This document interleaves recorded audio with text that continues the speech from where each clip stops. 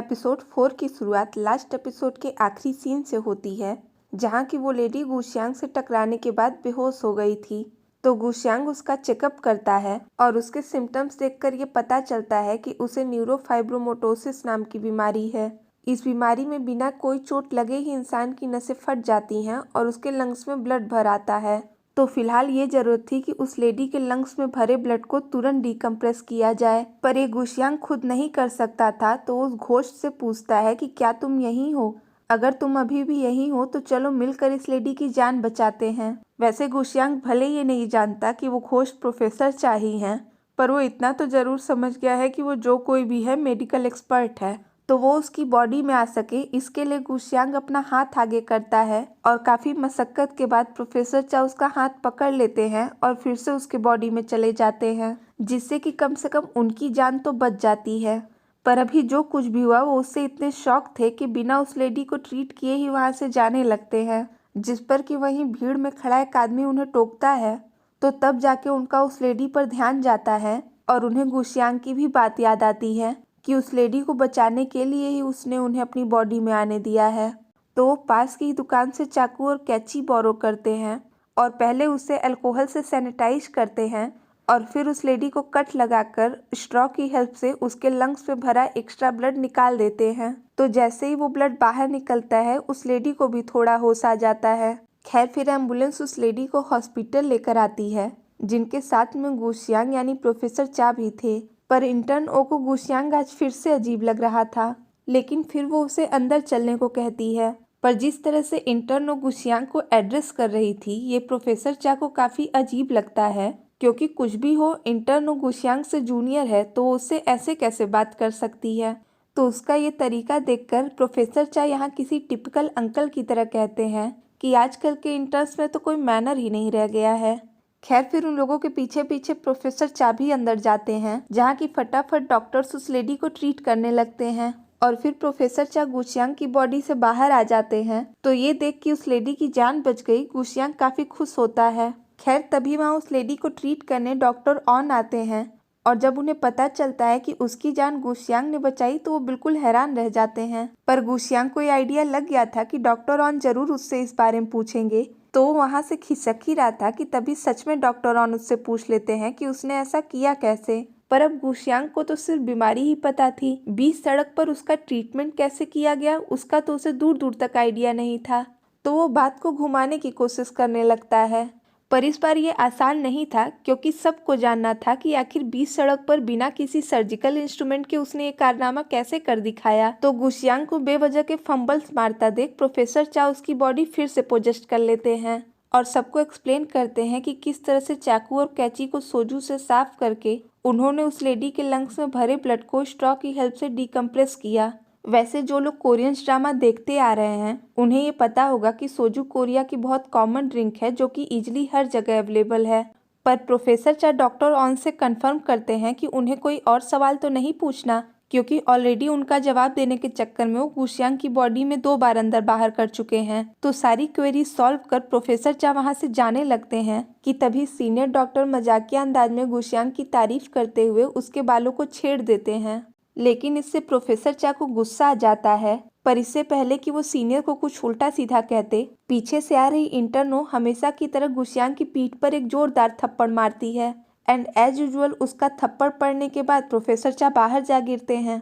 खैर फिर next scene में हम डॉक्टर ऑन को देखते हैं, जहाँ की फ्लैशबैक के जरिए हमें पता चलता है कि कॉन्फ्रेंस खत्म होने के बाद वाइस प्रेसिडेंट डॉक्टर ऑन से मिलने आए थे, क्योंकि डॉक्टर ऑन को लगा था कि उनके हेपरिन देने के बाद फिर से गुशियांग ने चेयरमैन को और डोज दे दी और इसी बेसिस पर तो वाइस प्रेसिडेंट ने गुशियांग को फंसाने का प्लान भी बनाया था, क्योंकि उनका तो शुरू से यही प्लान था कि किसी रेजिडेंट डॉक्टर को फंसा देंगे, फिर चाहे वो डॉक्टर किम हो या गुशियांग। पर गुशियांग उनकी उम्मीद से ज्यादा ही बुद्धिमान निकला, तो वो अब से डॉक्टर ऑन को गुशियांग पर नजर रखने को कहते हैं और ये फ्लैशबैक यही खत्म हो जाता है।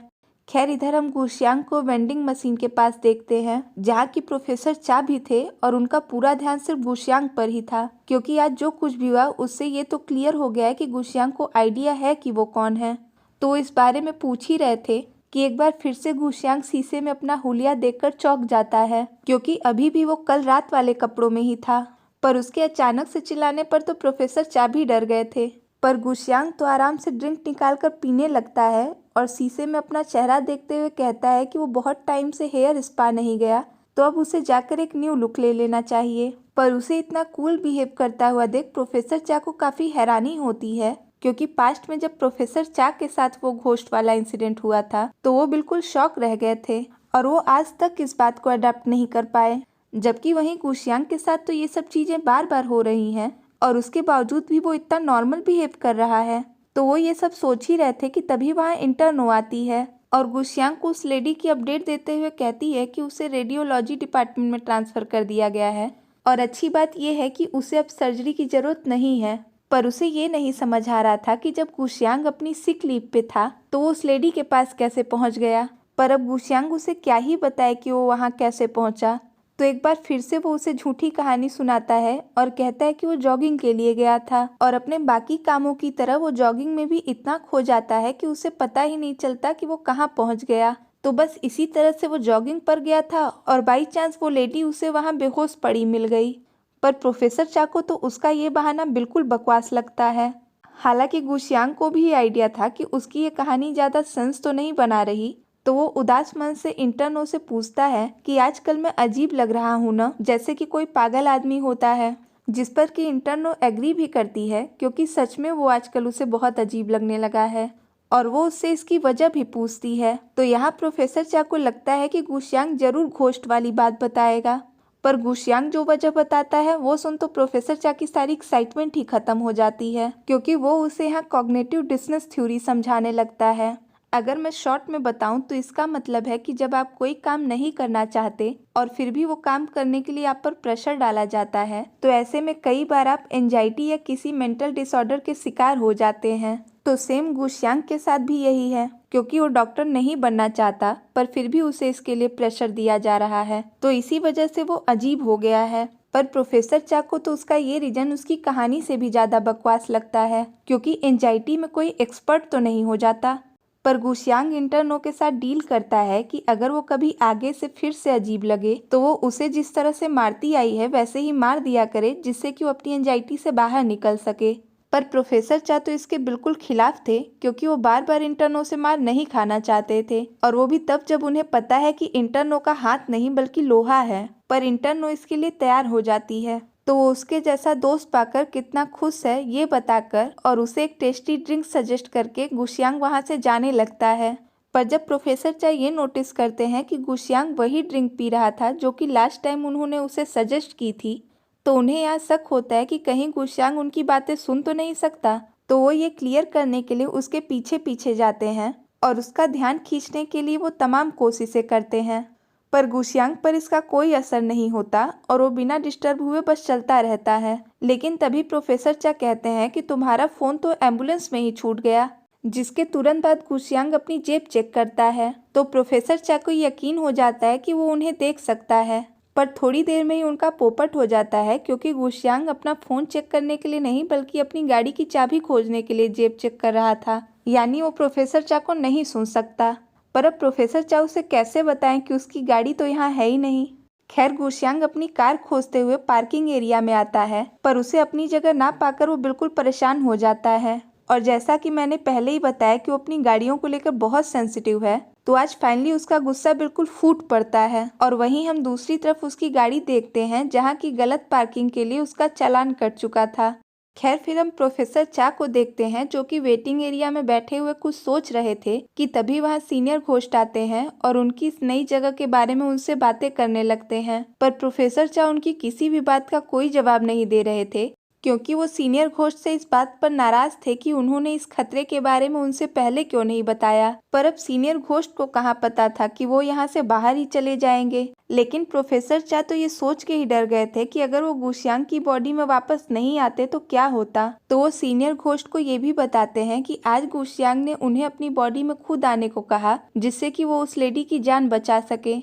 तो ये सुन सीनियर घोस्ट गुशियांग से इम्प्रेस होते हैं कि वो लोगों की जान की कितनी परवाह करता है, और आजकल वैसे भी प्रोफेसर चा उसकी बॉडी में इतनी बार अंदर बाहर आते जाते हैं कि उसे तो पता चलना ही था। पर अब सवाल ये था कि क्या उसे ये पता है कि जो घोस्ट उसकी बॉडी पोजेस्ट करता है वो प्रोफेसर चा ही है। तो फिर नेक्स्ट डे चीफ पेन के साथ सभी डॉक्टर्स राउंड पर जा रहे थे और उन लोग के साथ गुशियांग भी था। और क्योंकि प्रोफेसर चा को अपना डाउट क्लियर करना था तो गुशियांग पर ही अपना सारा ध्यान लगाए रहते हैं। लेकिन यहाँ हम प्रोफेसर चा के एक पेशेंट को देखते हैं जो कि एक बच्चा है और उसके हार्ट में एक सीवियर डिफेक्ट है। वैसे इस बच्चे की सर्जरी प्रोफेसर चा पहले ही करने वाले थे, पर चेयरमैन के ऑपरेशन की वजह से इस बच्चे की सर्जरी को टाल दिया गया। लेकिन अब प्रॉब्लम ये है कि प्रोफेसर चा के ना होने पर कोई भी और प्रोफेसर उसकी सर्जरी करने को नहीं तैयार है, क्योंकि उनमें से किसी को भी एक कॉन्फिडेंस नहीं है कि वो ये केस हैंडल कर पाएंगे। तो उस बच्चे की कंडीशन देखते हुए चीफ पेन डॉक्टर ऑन को उसकी सर्जरी करने को कहते हैं, क्योंकि वो भी काफ़ी टैलेंटेड है। पर अभी भी डॉक्टर ऑन इतने एक्सपर्ट नहीं हुए थे कि वो प्रोफेसर चा के बिना ये केस हैंडल कर पाए। तो जब अब कोई रास्ता नहीं है तो चीफ पेन डॉक्टर ऑन से कहते हैं कि उस बच्चे के पेरेंट्स से बात कर लो और उसे किसी और हॉस्पिटल में भेज दो। हालांकि सबको इस बात का अफसोस था, पर उस बच्चे की जान के साथ रिस्क भी तो नहीं ले सकते थे, तो ट्रांसफर करने के अलावा क्या ही ऑप्शन था। पर डॉक्टर ऑन वहां से जाने से पहले गुशियांग से कहते हैं कि तुमने जो कहा था वो सच हो गया, जिसे सुन गुशियांग भी थोड़ा अपसेट हो जाता है। और यहाँ हमें फ्लैशबैक दिखाया जाता है जहाँ की प्रोफेसर चा अपनी टीम के साथ राउंड पर आए थे और उस बच्चे की मेडिकल कंडीशन डिस्कस कर रहे थे कि तभी वो बच्चा उनका लैब कोट पकड़ के उन्हें बहुत ही मासूमियत से देखने लगता है। पर जैसा कि हम जानते हैं कि प्रोफेसर चा कितने खड़ूस हुआ करते थे, तो वो बिना कोई रिएक्शन दिए उसका हाथ छुड़ा देते हैं और वहाँ से जाने लगते हैं। पर बच्चे को उनका ये बिहेवियर बिल्कुल पसंद नहीं आता, तो वो कहता है कि उसे ये डॉक्टर नहीं पसंद है। तो गुशियांग उसके पास आता है और बहुत ही प्यार से उसके इस जजमेंट की तारीफ करता है और कहता है कि तुम अब समझदार हो चुके हो, तो तुम इस खड़ूस डॉक्टर को छोड़कर कोई दूसरा डॉक्टर चुन लो। पर गुशियांग को कहाँ ही पता था कि वो खड़ूस डॉक्टर सच में उसका ऑपरेशन नहीं कर पाएगा। वो तो बस उस बच्चे को कंफर्ट फील कराने के लिए ऐसा कह रहा था। पर अभी प्रोफेसर चा और गुशियांग दोनों को ही उसके लिए बुरा लग रहा था। खैर फिर गुशियांग ऑन कॉल रूम में आता है जहाँ की प्रोफेसर चा भी उसके साथ आते हैं। और क्योंकि ईना के डर से वो वापस आईसीयू जा नहीं सकते थे और वेटिंग एरिया में रहना कंफर्टेबल नहीं था, तो वो गुशियांग के साथ इसी रूम में रहने का डिसाइड करते हैं, क्योंकि यहाँ की अरेंजमेंट भी सही थी। पर यहाँ पर पहली बार गुशियांग का रिएक्शन देखकर एज एन ऑडियंस हमें भी ये शक होता है कि कहीं सच में गुशियांग प्रोफेसर चा को देख तो नहीं सकता। खैर फिर नेक्स्ट सीन में एम्बुलेंस एक 40 साल के इमरजेंसी पेशेंट को लेकर आती है, जिसे कि ऊंचाई से गिरने की वजह से उसके चेस्ट में छेद हो गया था। तो फटाफट उसकी ट्रीटमेंट शुरू की जाती है और सीनियर डॉक्टर वहीं खड़े गुशियांग से उसे इंट्यूबेट करने को कहते हैं। मतलब उसे उसकी विंड पाइप में नली लगानी थी जिससे कि वो आराम से सांस ले सके। पर गुशियांग को तो ये करना ही नहीं आता था। तो वहीं उसके पास खड़े प्रोफेसर चा डिसअपॉइंटेड वे में कहते हैं कि तुम कैसे रेजिडेंट डॉक्टर हो, तुम्हें इतना भी नहीं आता, तुम तो पक्का हमारे डिपार्टमेंट की नाक कटा दोगे। और फिर वो इंट्यूबेट करने का सारा प्रोसेस एक्सप्लेन करते हैं। पर गुशियांग को ये सब कहाँ ही सुनाई देने वाला था, तो उसे बस यूं ही खड़ा देख प्रोफेसर चा को वापस से उसकी बॉडी पोजेस्ट करनी पड़ती है। और फिर अगले ही पल हम देखते हैं कि सब कुछ होके कर प्रोफेसर चा उसकी बॉडी से बाहर आ चुके थे। पर इस बार गुशियांग शॉक नहीं होता, बल्कि उनके इस काम के लिए उन्हें बकायदा प्रेज करता है। तो इससे प्रोफेसर चा भी समझ जाते हैं कि उसने जानबूझकर कुछ नहीं किया। पर जहां प्रोफेसर चा उसकी ये चालाकी देखकर हैरान थे, वहीं सीनियर डॉक्टर को यह अजीब लग रहा था कि गुशियांग खुद से ही अपनी तारीफ क्यों कर रहा है। खैर तभी थोड़ी देर बाद पुलिस एक आदमी को पकड़ कर लाती है जिसके सिर से खून आ रहा था। पर उस आदमी को हाथापाई करता देख सीनियर डॉक्टर गुशियांग को आगे कर देते हैं। तो जब अब गुशियांग सामने आ ही गया है, तो उसे शांत करने के लिए पर्पस से वो उससे अपनी पिकअप लाइन मारता है कि तुम जानते हो मैं कौन हूँ।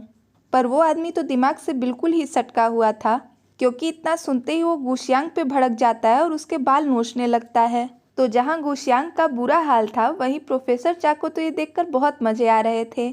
पर तभी अचानक से वो आदमी बेहोश हो जाता है, जिससे कि सभी हैरान रह जाते हैं।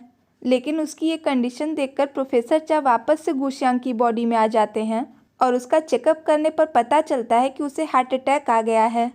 तो वो तुरंत सीनियर डॉक्टर को इंट्यूबेट रेडी करने का कह ईसीएमओ को बुलाने को कहते हैं।